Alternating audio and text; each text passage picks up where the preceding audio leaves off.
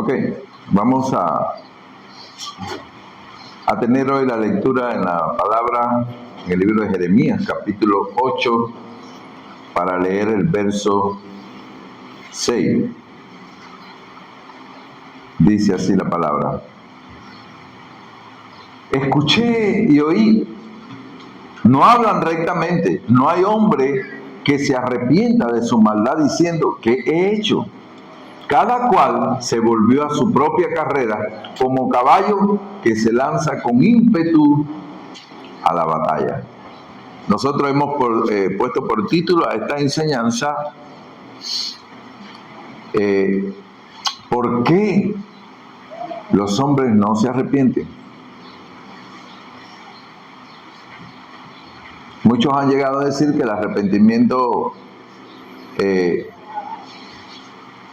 si no es un arrepentimiento, pues no es que sea falso, es que no es un arrepentimiento. Y no, existe el arrepentimiento falso. Y es la manera de evadir el arrepentimiento y el llamado de Dios. Entonces, yo quisiera que ningún falso maestro te enseñara que no existe el falso arrepentimiento. Existe. Yo quiero hoy ver por qué los hombres no se arrepienten. Porque si nosotros llegamos a entender esto, vamos a comprender el verdadero arrepentimiento. Vamos a orar. Padre, bendice tu palabra. Señor, pon en nuestro corazón no solamente el denuedo, sino el celo por conocer cuál es el verdadero arrepentimiento, entendiendo lo que es un falso arrepentimiento o lo que es lo mismo, entender por qué los hombres no se arrepienten. En el nombre de Jesús te lo ruego, amén. Amén. Bien, hermano, ya escuchamos la palabra de Dios en lo que capta Dios desde el cielo cuando Él inclina su oído. Él escucha, Él observa, Él oculta el corazón del ser humano. ¿Y qué encuentra? Encuentra silencio, encuentra personas que por supuesto no se arrepienten, hombres que no se detienen, hombres que dicen, ¿qué he hecho yo para arrepentirme? En lugar de hombres arrepentidos, ve una estampilla de caballo desbocado corriendo a su propia destrucción. Esa es la condición natural del corazón humano. ¿Cuál es la cuestión? Que el hombre no puede arrepentirse.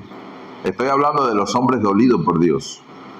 Porque para que haya un arrepentimiento, tiene que haber convicción de pecado. Pero la convicción de pecado en sí mismo no es el arrepentimiento. Es lo que da lugar a que un hombre se arrepienta, o sea, que esté dolido por Dios. Lo que realmente da lugar al arrepentimiento, que tú puedes decir es una metanoía, o sea, un cambio de dirección, es que el hombre llegue al quebranto. Que por lo general, los puritanos le llamaban a eso la segunda convicción, o la convicción de oro. Porque muchas personas han estado dolidas, pero al final no han cogido la ruta del arrepentimiento, que por supuesto la ruta del arrepentimiento es el quebranto y la fe. O sea, cuando un hombre rompe con todo, toma la cruz y realmente sigue a Cristo. Yo quisiera que hoy entendiéramos por qué el ser humano muchas veces no quiere arrepentirse. Porque el ser humano muchas veces, aun cuando le dice a Cristo, ¿qué tengo que hacer para la vida eterna? Y Cristo le dice lo único que tiene que hacer, triste, porque esa tristeza la produce Dios y es para vida, porque hay otra tristeza que la produce el mundo y es para muerte, pero hay quien como el joven rico recibe esa tristeza que produce Dios, pero hace así y echa una curva de 180 grados y se retira. Entonces yo quiero que nosotros veamos algunos puntos que yo creo que son importantes para que nosotros analicemos y entendamos por qué un hombre no se arrepiente. Bueno, la primera cosa es que el corazón del hombre ama la oscuridad. Y esa es la raíz de todo. Por eso el ser humano no se arrepiente. Cuando tú vas a Juan capítulo 3, verso 19 al 20, esto es demoledor, lo dice el mismo Jesús. Él dice, y esta es la condenación, que la luz vino al mundo y los hombres amaron más las tinieblas que la luz, porque sus obras eran malas. Porque todo el que hace lo malo aborrece la luz y no viene a la luz para que sus obras no sean reprendidas. Un gran problema, a diferencia del cristiano que dice en Primera de Juan que viene a la luz para que sus obras sean hechas en Dios. No, al contrario, el hombre natural se esconde de la luz, se esconde de la verdad. Yo quiero que nos detengamos aquí porque aquí Jesús no está diciendo que los hombres no entienden la luz. Tampoco dice que los hombres la luz no es tan clarita, no. Dice que amaron ¿qué? Las tinieblas. Y este verbo es deliberado, intenso, voluntario. Es un amor, es una inclinación afectiva, un apego emocional a las tinieblas. Hay un libro escrito por un autor llamado Thomas Watson que con una crudeza lo dice así: el pecador ama el pecado como ama su propia vida. Desprenderse del pecado es un desgarramiento del corazón. Decirle al hombre natural que deje su pecado es como decirle que deje cortar el brazo derecho. El pecado es dulce al paladar, aunque después sea veneno en las entrañas. Y esta es la primera razón, hermano. El hombre no se arrepiente porque ama lo que hace en secreto, en oculto. Y les voy a decir por qué. Porque el pecado sabe dulce, da placer, da satisfacción, da identidad. Y tú dices, ¿identidad? ¿Cómo es eso? Sí. Cuando en el barrio a alguien le dicen el fiera, el matador, eso en su argot más bajo del perfil humano, que el tipo duro, ¿verdad? Porque el pecado hace eso, el pecado da identidad. Por eso el adúltero ama la fantasía. Él se hace en la cabeza, ¿verdad?, un montón de cuentos.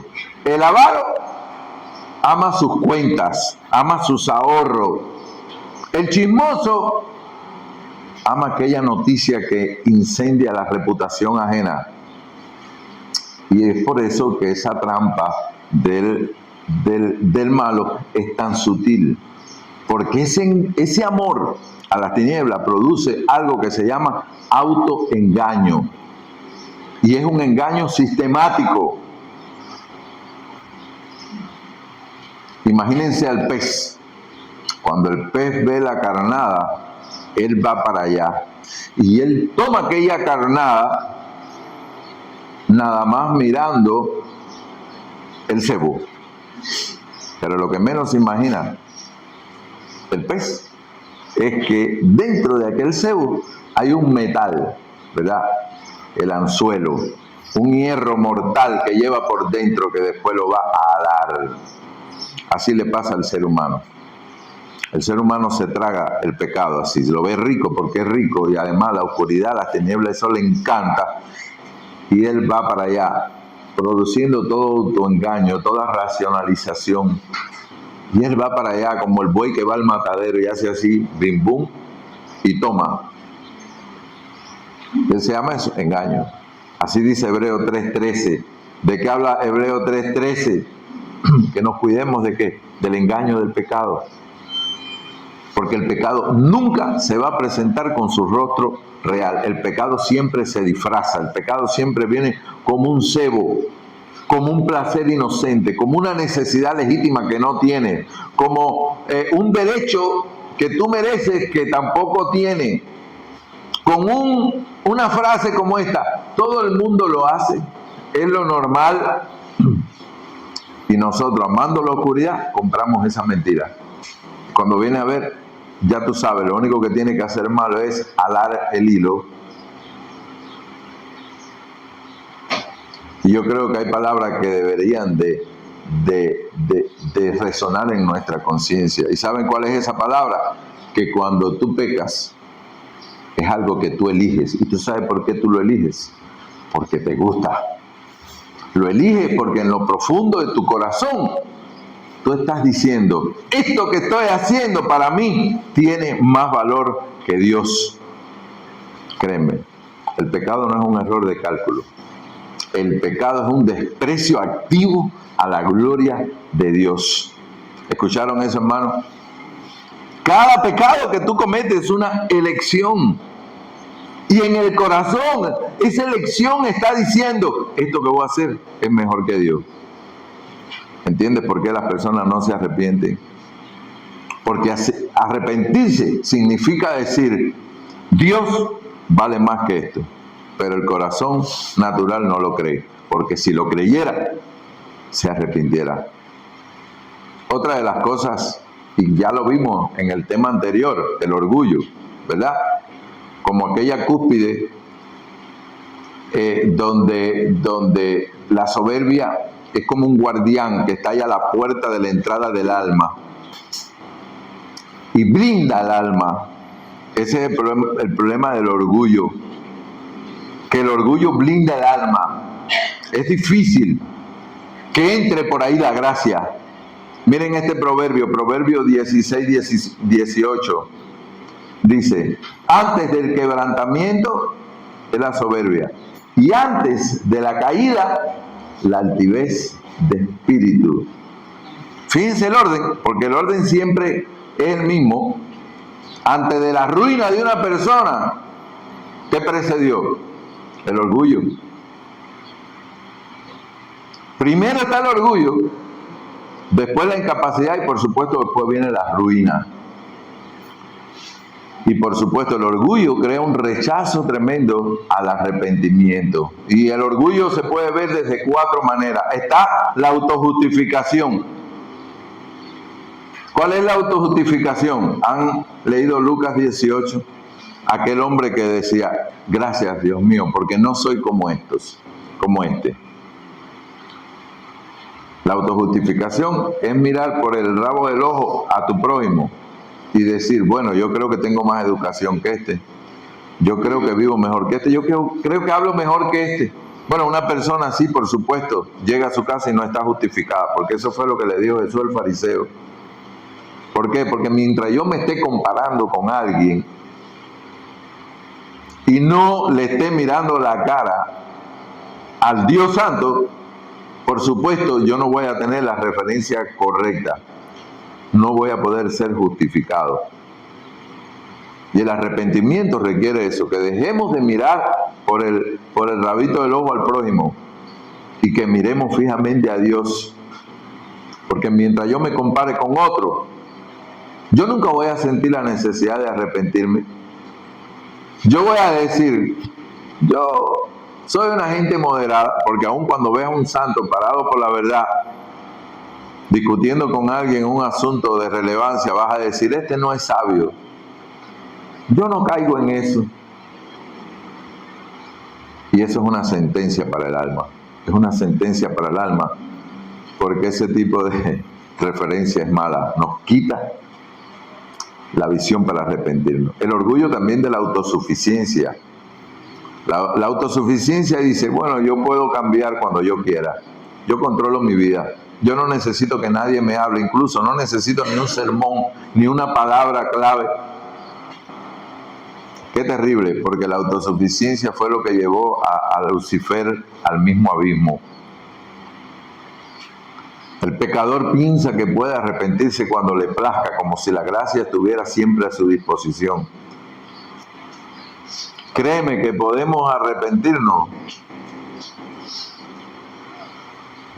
cuando la gracia nos ilumina, cuando Dios se nos presenta a nosotros mostrándonos su trascendencia, su grandeza, cuando sabemos que no hay de qué otra cosa agarrarse para estar, como dice la Biblia, los que confían en Jehová son como el monte de Sión, que no cambia, sino que permanecen para siempre. Solamente delante de ese Dios es que uno puede tener las referencias, es que uno puede tener esos cambios, esos tratos exclusivos que muchas veces vienen para quebrantarme, para hacerme ver mi pecado, tal como es, dispuesto ahí, abierto, a camisa quitada.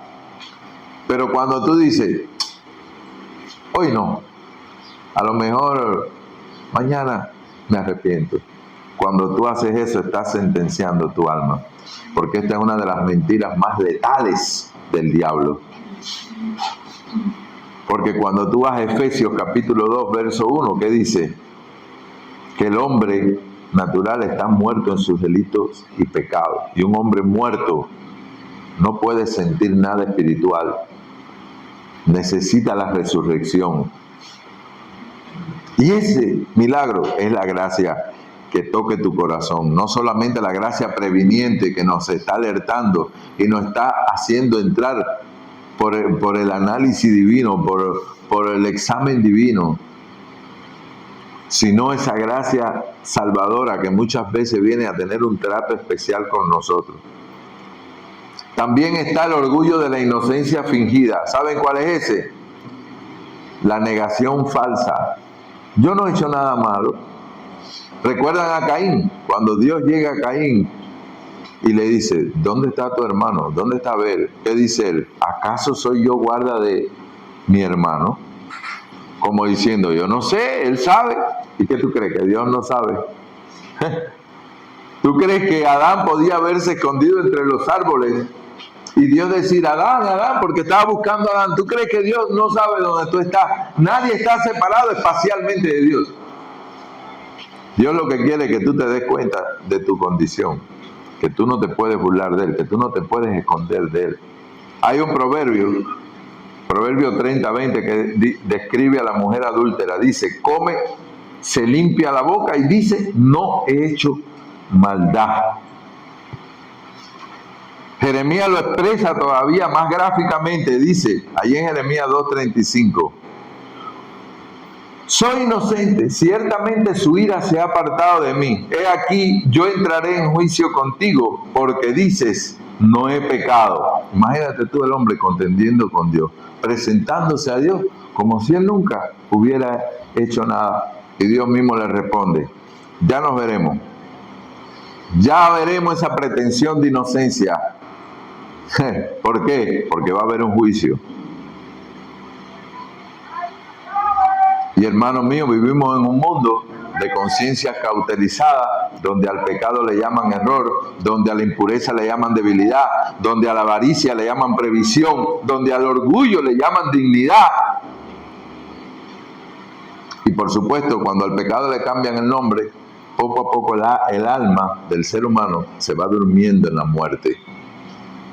Y a las cosas hay que llamarle por su nombre. Y está también el orgullo de rechazar la autoridad divina. Porque finalmente ese orgullo dice, ¿quién es Dios para decirme a mí lo que tengo que hacer? ¿Recuerdan la rebelión abierta de Faraón? ¿Recuerdan? ¿Quién es Dios? ¿Quién es ese Dios para que yo le obedezca? Y ahí en el Salmo 2 se describe el consejo de las naciones. Dice, rompamos sus ligaduras y echemos de nosotros su cuerda. Y así hace el hombre natural muchas veces. Ahí en Romanos 8:7 lo resume en términos más fuertes. Dice, la mente carnal es enemistad contra Dios, porque no se sujeta a la ley de Dios, ni tampoco puede. Fíjense que no es que no quiera sujetarse, es que la mente carnal no puede. Hay una enemistad radical, una hostilidad arraigada en nuestra naturaleza caída. Y eso el hombre tiene que llegar a experimentarlo. Precisamente ese es el quebranto. El quebranto viene porque después que tú te convences de que el pecado está en ti, de que tú has pecado contra Dios, entonces tú quieres hacer lo bueno, pero la carne se revela contra lo que está en tu mente y te lleva cautivo al pecado. Y tú dices, bueno, esta fue esta vez, déjame probarlo otra vez. Y nada, tu forma, tu apariencia por fuera lo disimulas muy bien, pero tu conciencia delata tu delito cuando muchas veces, ocultamente, empiezas a practicar el pecado. Y ahí es donde viene el quebranto. Ahí es donde viene el quebranto. Ese es el arrepentimiento del hombre natural, que le dice a Dios, Señor, tú tienes razón, yo estoy equivocado, tú eres rey, yo soy el súbdito, tú eres el alfarero, yo soy el barro. Pero eso, amado, es un golpe mortal para el orgullo humano. Por eso muchas veces el hombre no se arrepiente, porque prefiere ser rey de su propia miseria antes de ser súbdito del Rey de Gloria. Un gran problema. Hay otro punto que es importante, que son las artimañas del enemigo, las artimañas del diablo. Pablo dice, no desconozco las artimañas del diablo. Porque el diablo muchas veces mantiene sin arrepentirse a la persona. Porque el diablo tiene muchas estrategias como maestro del mal. Porque él no quiere que tú te arrepientas. ¿Por qué? Porque él sabe que el arrepentimiento es la puerta de la salvación. Sabe que un pecador arrepentido es un trofeo de la gracia que lo ha derrotado a él mismo. Así que él va a emplear algunas estrategias. Y esto lo tomé del libro de Thomas Brooks, donde él habla de preciosos remedios contra las artimañas de Satanás. Él dedica páginas enteras a desenmascarar estas tácticas. La primera, el diablo te hace minimizar el pecado. La gente dice, no es para tanto, porque a veces vienen las convicciones de pecado. Dios toca el corazón, hiere el corazón del pecador, y el pecador no solamente se ha dado cuenta que hay Dios, sino que se ha dado cuenta que él peca contra Dios. Pero viene el diablo y dice, no es para tanto, eso es una bobería. Dios entiende eso, Dios es amor, en definitiva. Todos somos pecadores, nosotros andamos en la carne. Satanás sabe que el pecado más pequeño es suficiente para condenar un alma si no es perdonado. Porque un pequeño agujero en un barco, todos sabemos que hace que se hunda. Una heridita chiquitica, mal cuidada, ¿qué pasa por ahí? Viene la infección y acaba y puede matar a una persona. Escúchame, el pecado nunca es pequeño por una sencilla razón. Ofende a un Dios infinito. Nunca es pequeño. ¿Y cuántas veces nosotros hemos escuchado esa voz? No te preocupes, no pasa nada. Y estamos aplazando el arrepentimiento porque creemos que es un asunto insignificante. Otra estrategia de Satanás es que maximiza la misericordia y minimiza la justicia. ¿No han oído esas personas? Dios es grande en misericordia. Dios perdona. Y eso es verdad. Pero la justicia la tira por allá por un lado. ¿Qué quiere decir? Que tú puedes venir y seguir como tú estás, porque Dios es amor, sin arrepentirte. Esas son las doctrinas que usan la gracia como una licencia para pecar. ¿Por qué? Porque el diablo va a presentar siempre a Dios de misericordia, siempre, y le quita la justicia. Peca, que si tú te arrepientes, ahí está Dios para perdonarte. Y dice la Biblia que de Dios nadie se burla. Aquello que el hombre sembrare, eso también segará. Porque la Biblia habla de un Dios que es todo amor, eso es cierto, pero dice la Biblia también que es un fuego consumidor. Más bien, la misericordia de Dios nos tiene que llevar a ¿qué? A arrepentirnos. Romanos capítulo 2, verso 4 dice: ¿o menospreciáis la riqueza de su benignidad, paciencia y longanimidad, ignorando que su benignidad te guía al arrepentimiento? ¿Se dan cuenta? La paciencia de Dios, hermano, no es una licencia, es un llamado. Pero el diablo tergiversa todo eso. Otra estrategia del diablo es presentar el arrepentimiento como algo penoso y triste. Imagínense ustedes, una persona que no ha sido liberada y que toda la vida vive arrepintiéndose, no ha sido liberada todavía. Imagínense ustedes, vive una vida. ¿Por qué? Porque generalmente está en el mundo y en las cosas de Dios. Ni disfruta bien el mundo, ni disfruta bien las cosas de Dios. Y vive una vida sombría, claro. Pero cuando tú tienes un corazón precioso, no es así, mi hermano. Tú piensas como el hijo pródigo. Ahora llego en casa del Padre, le voy a decir que he pecado contra el cielo, contra Él mismo, que me haga como uno de esos esclavos que tiene allí en la casa, obreros, perdón, que tiene allí en la casa. Y cuando no ha llegado todavía a la casa del Padre, el Padre sale corriendo y le da un abrazo y un beso, le da un chaleco nuevo, le da un anillo nuevo.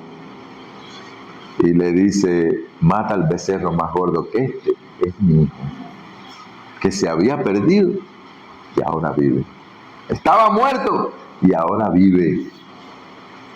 No, hermano, cuando tú llegas arrepentido con el Padre, tú lo que disfrutas es un banquete. No es una vida gris como se la pinta el mundo.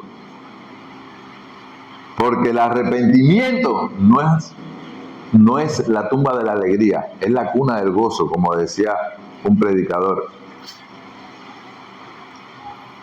Pero el diablo no quiere que tú lo sepas, quiere que tú asocies arrepentimiento con pérdida, cuando en realidad es ganancia, cuando en realidad es gozo, es disfrute. Otra de las estrategias del diablo es la postergación. ¿Saben qué quiere decir? Esta es su obra maestra. Es que tú dejes para mañana, para luego. Cuanto más lejos sea, mejor. Es más, Él nunca te va a decir, no te arrepientes. Él te va a decir, arrepiéntete, pero no ahora. No ahora, disfruta ahora. Y Él sabe que cuando tú te demores más tiempo en el pecado, ¿qué va a pasar con tu corazón? Se va a endurecer, se va a encallecer. Y es por eso que dice la Biblia que muchos han perdido la sensibilidad y se han tirado para cometer con avidez todo tipo de maldad. Porque un corazón que no se arrepiente y practica el pecado se endurece, y cada vez se endurece hasta que se cauteriza. Hermano, no hay pecado más peligroso que decir, hoy no, mañana. Esto lo voy a dejar para mañana, en cualquier momento yo lo voy a hacer. O decir, tranquilo, hay tiempo. No, hermano. La Biblia dice, si escuchaste esta verdad, hoy. Dice, hoy, fíjate, para que no te pase como allá en el desierto. Hoy. Esta palabra, hoy. Él te dice, hoy. No puedes dejar esto para otro día.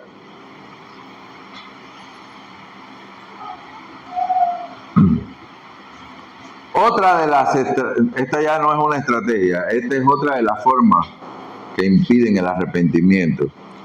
Las cadenas del hábito.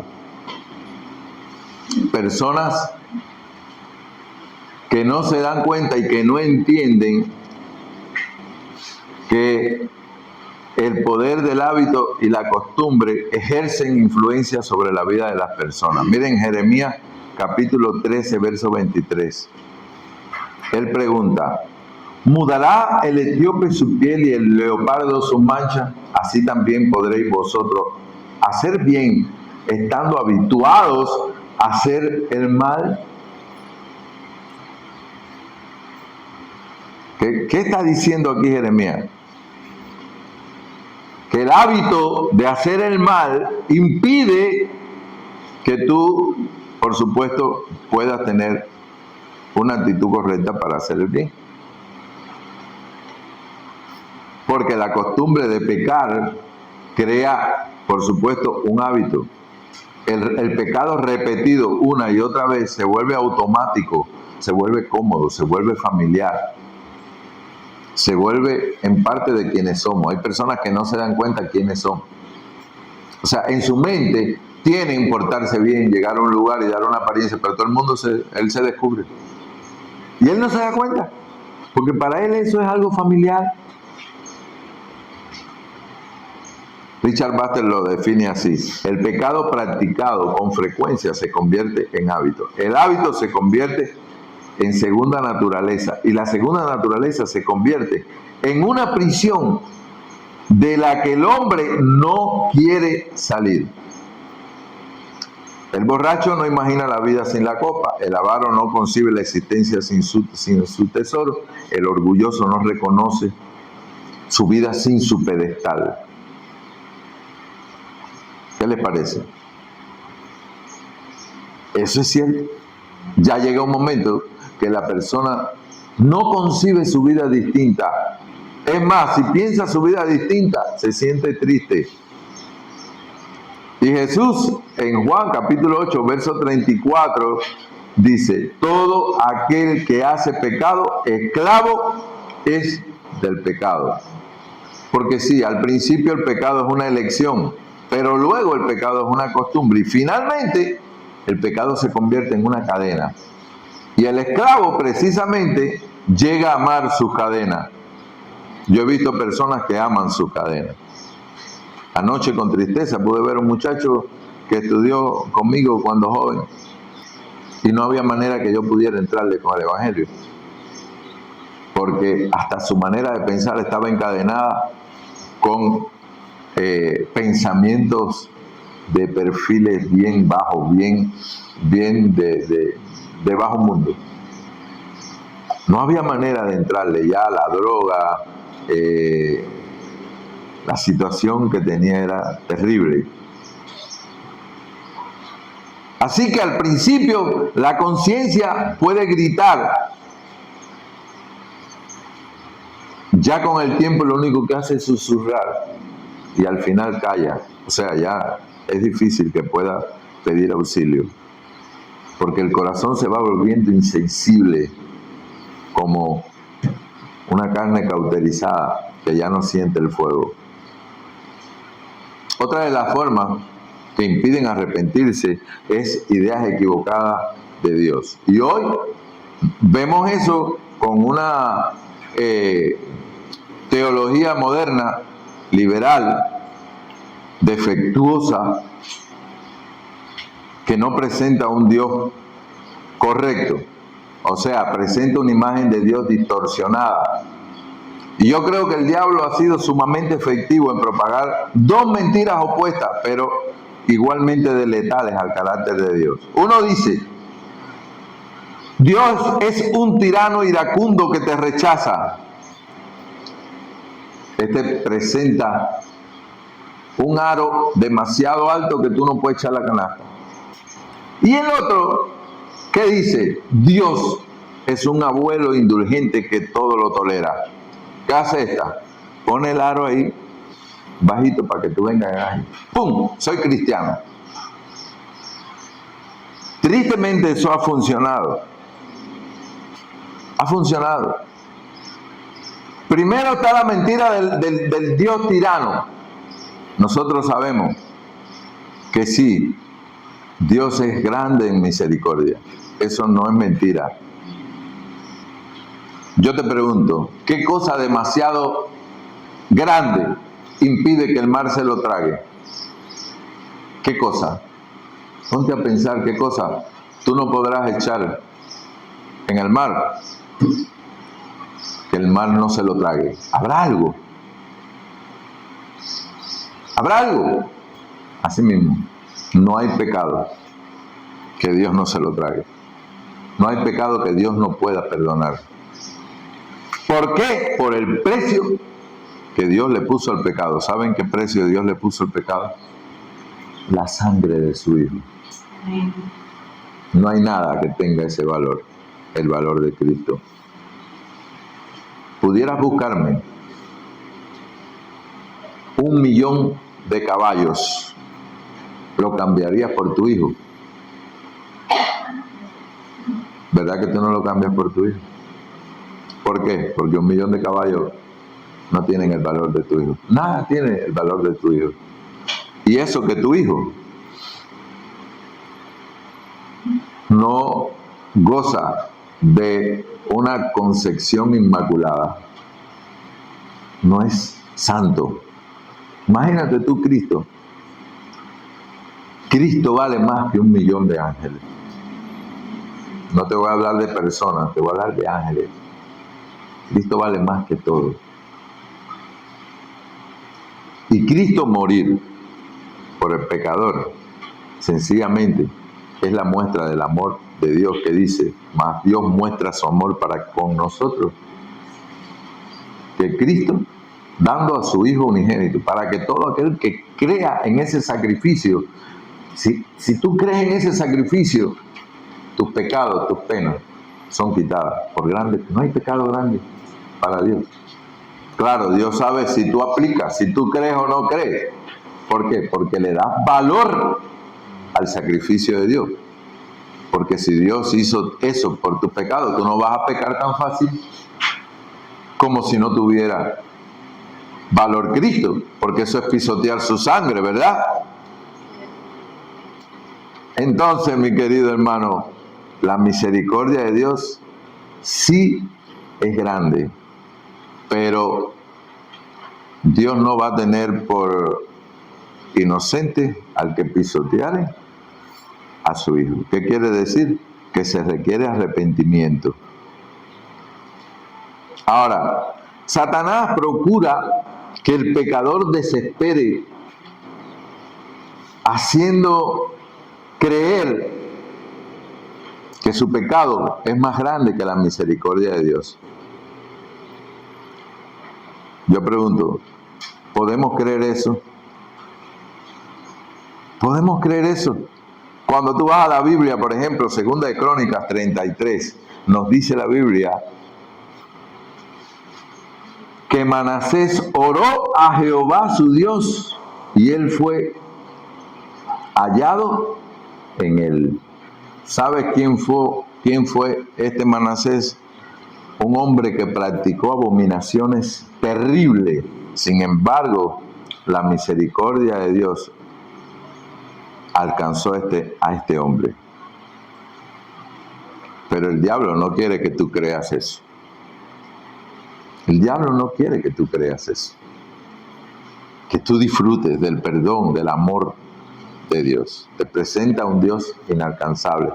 Por otra parte está la mentira del Dios indulgente, que es el Dios, por supuesto, en el que Satanás dice, Dios es amor, no importa cómo tú vengas, no importa cuántos pecados tengas, Dios es amor, ven a Dios, pero no le dice arrepiéntete, ¿ok? Porque la idea es que Dios es indulgente. A ver, ¿qué hiciste? No, estuve con 2 mujeres esta semana. Arrepiéntete ya, arrepiéntete. Dile a Dios, perdóname, Señor. Ven, ya, sigue aquí. Si cantabas en la iglesia, canta, que Dios es amor. Claro, nosotros sabemos que si el hombre llega a arrepentirse puede ser restaurado. Pero muchas veces esos arrepentimientos que mandan a hacer son arrepentimientos indulgentes, porque a ellos no les importa si esa persona realmente está calificando, está dejando de pisotear la sangre de Cristo.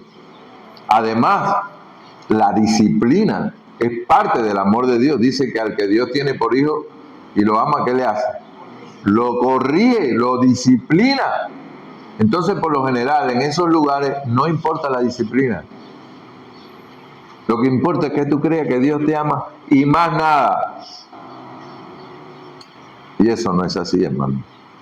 Este es el Dios indulgente, es el que ponen el arito ahí bien bajito para que tú hagas así y digas, ¡Colé! ¿Tú eres cristiano? ¡Sí! Y dio la vuelta y se metió en el bar de la esquina. No, yo esto poco a poco, yo lo estoy dejando poco a poco. De verdad. Y pasan 20 años y va allí al bar con un bastoncito. Dios me ama. Sí, yo sé que yo poco a poco, yo un día voy a dejar. ¿No? Y caemos en lo de ahorita. Posterga. ¿verdad? El momento. La escritura es contundente. Lucas capítulo 13, verso 3 dice, si no os arrepentís, todos pereceréis igualmente. Hechos 17, 30. Miren lo que Dios declara. Habiendo pasado por alto los tiempos de esta ignorancia, ahora manda a todos los hombres en todo lugar que se arrepientan. Fíjense que no es una sugerencia, es un mandato. No es algo opcional, es una condición para que el hombre pueda ser perdonado. Así que decir que Dios es misericordioso y por tanto no hay que arrepentirse es tan absurdo como decir que un rey es bondadoso y por lo tanto los criminales no necesitan ser perdonados. La misericordia de Dios es grande, se extiende precisamente ¿a quién? Al que se arrepiente, no al que se burla de la misericordia.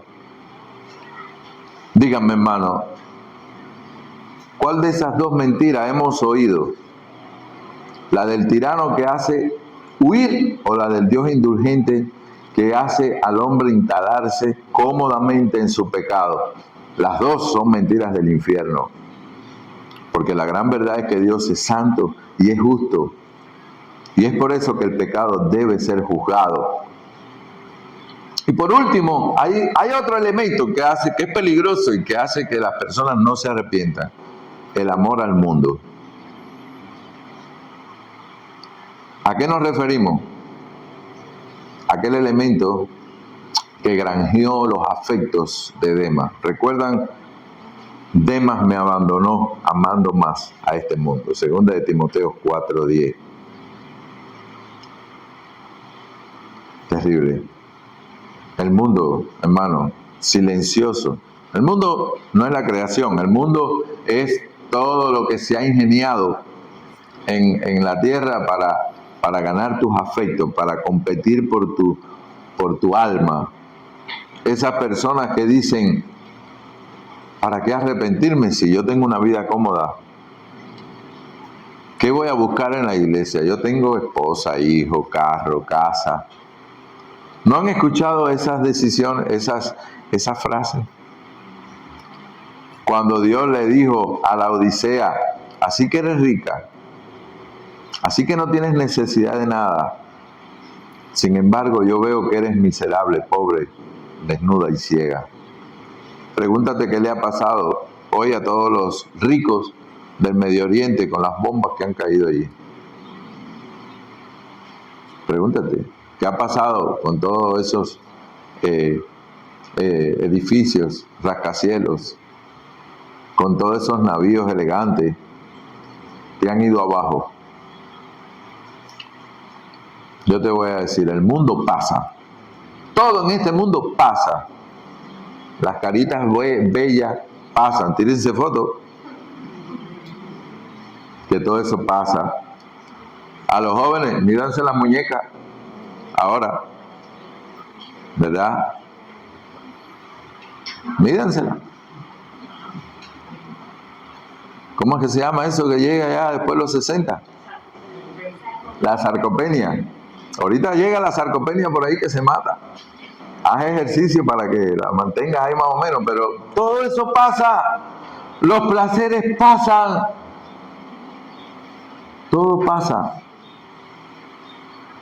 Hermano, pero el que hace la voluntad de Dios, dice, permanece para siempre. Nosotros necesitamos esa paz que nunca pasa. Esas promesas que nunca pasan. Vamos a ser ancianitos con una cajita de dientes, a lo mejor con 2 dientes.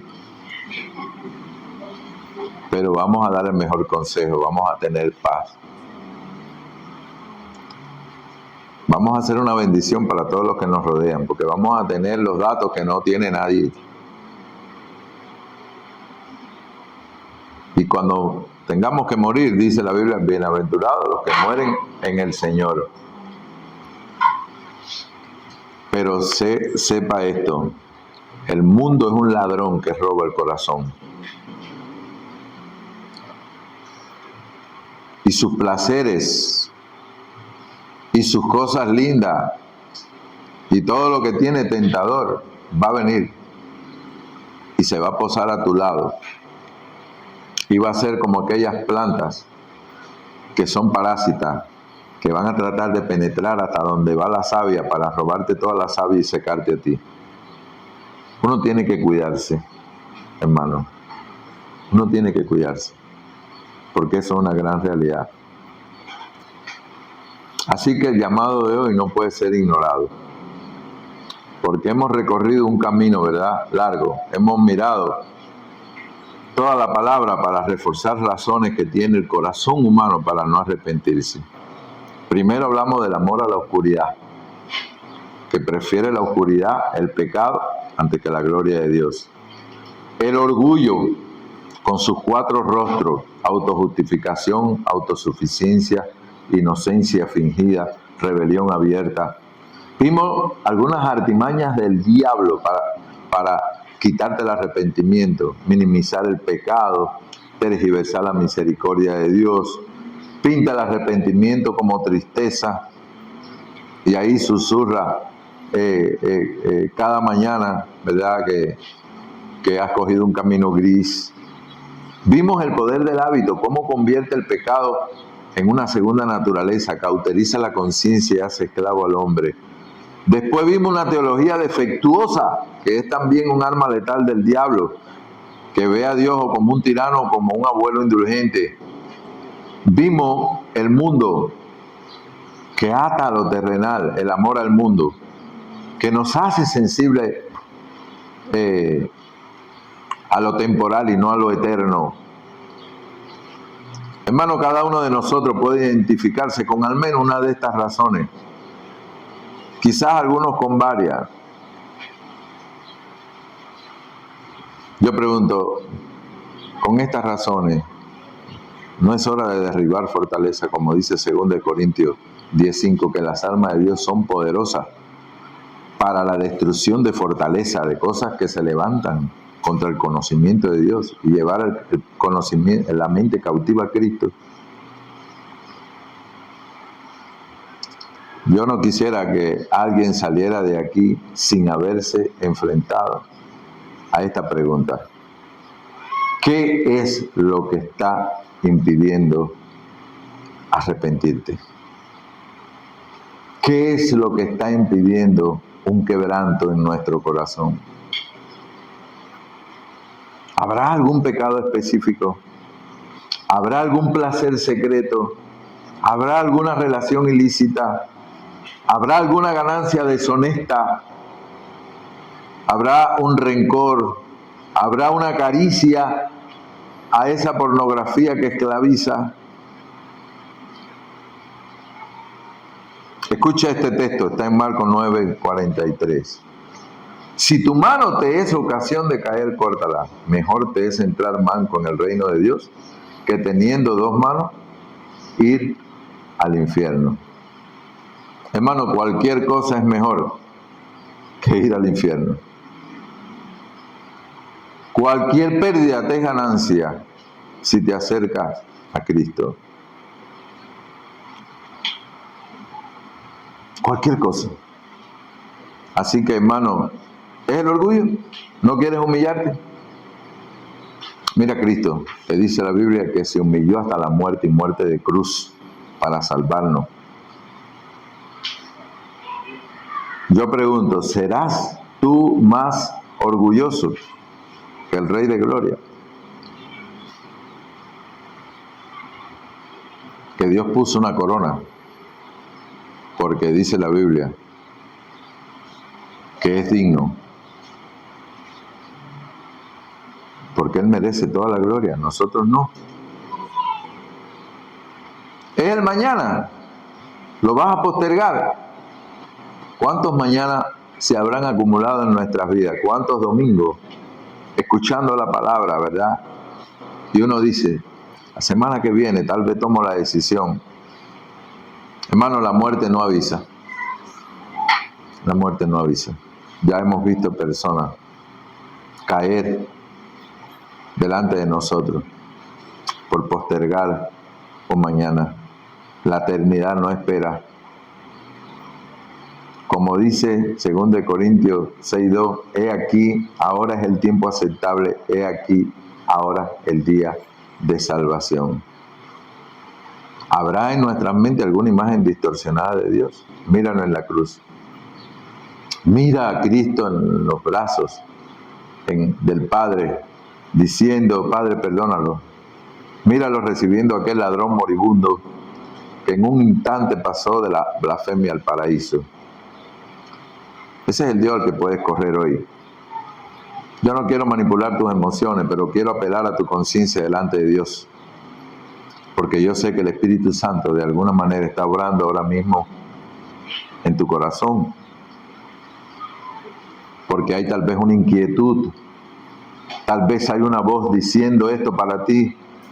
Tal vez haya un peso en tu pecho. Si es así, es el llamado de Dios. No lo apagues. No lo postergues. Así que allí en el silencio de tu corazón, identifique esa fortaleza que has construido. Ponle un nombre.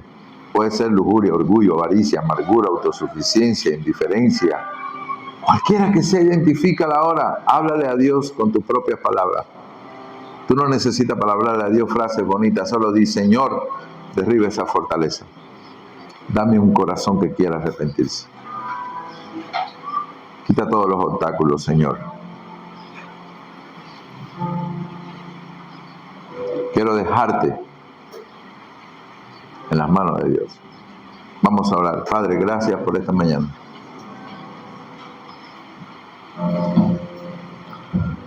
Nos presentamos delante de ti, Señor, con una conciencia despierta. Hemos escuchado tu palabra. Ella ha penetrado como espada de dos filos. Nos ha hecho discernir nuestros pensamientos, las intenciones delante de ti, Señor. No hay criatura oculta delante de ti, Señor. Todo está desnudo, todo está abierto a tus ojos, Señor. Señor, ese es el ser humano que ha amado más las tinieblas que la luz, que ha abrazado más el pecado, que ha acariciado el orgullo, que ha creído mentiras del demonio, que ha postergado, Señor, rendirse, que se ha acostumbrado al mal, Señor, que se ha construido teologías falsas, corazones engañosos, perversos. Señor, sin ti no podemos cambiar. Sin ti no podemos venir. Agarrarnos de los cuernos con toda la soltura de la fe. Te pedimos, Señor, que hagas lo que nosotros no podemos hacer. En el nombre de Cristo. Amén. Amén.